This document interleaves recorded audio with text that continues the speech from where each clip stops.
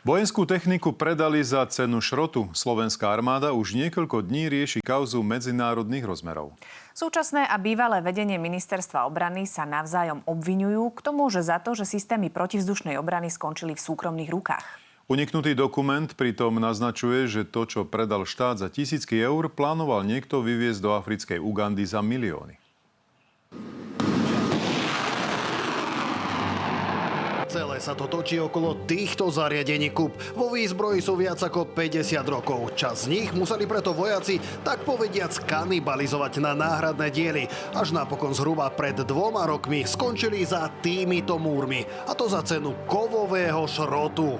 194 tón po 301. Teda spolu 14 vojenských vozidiel za necelých 60 000 eur. Háčik je v tom, že bývalý minister obrany teraz zverejnil tento oficiálny rumunský dokument. Z neho vyplýva, že vyradenú slovenskú techniku chceli previesť do africkej Ugandy. Ale pozor, už za viac ako 11 miliónov eur. Takže za cenu šrotu ministerstvo obrany predalo techniku, ktorá môže mať hodnotu 10 miliónov? Áno. Im odišli 2 funkčné batérie systému protizdušnej obrany do súkromných rúk, aby to skončilo v Afrike? Tu tento šrot a predaj tohto šrotu za týchto podmienok, ktoré vy hovoríte, podpísal pán Naď. Interné nakladanie s týmto materiálom bolo realizované už za jeho pôsobenia. Rozhodnutie o tom, že boli vykuchané, že sú prázdne, sú z leta roku 23. Dôležitejšia otázka než kedy znie, čo predali vojaci ako šrot. Pochybnosti totiž vyvolal nie len dokument, ale aj fotografie zvnútra techniky. Pozrite sa, je to vykuchané? Je toto vykuchané? Systém ovládania, radarové zameriavanie, monitory, súprava. Pán Kaliňák, z koho si robíte blbcov?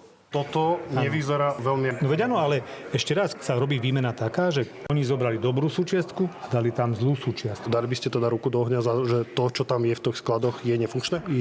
Ja viem dať, no určite to nie je funkčný systém. Ako to celé sme sa pokúšali zistiť aj vo firme, ktorá techniku od armády kúpila. Dobrý deň. Je tu pán vedúci? Áno, máme kontakt. Obchodný riaditeľ. Môžete dneska robiť jednoduchú kontrolu, poprosiť pána majiteľa firmy, že by vám to zapol, rozbehol. Bude to možné, prosím? Nebude, nehnevajte sa. Nebudem vám ja nič na nič odpovedať. Tie 2 batérie, čo sa spomína, že sa predali, je to pravda? Aspoň to poviete?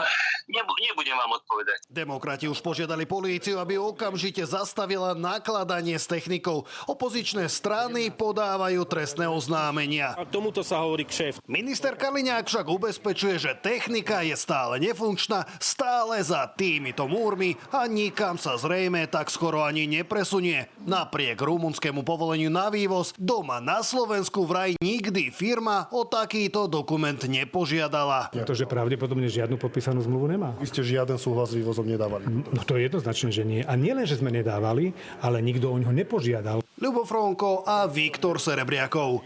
Televízia Markíza.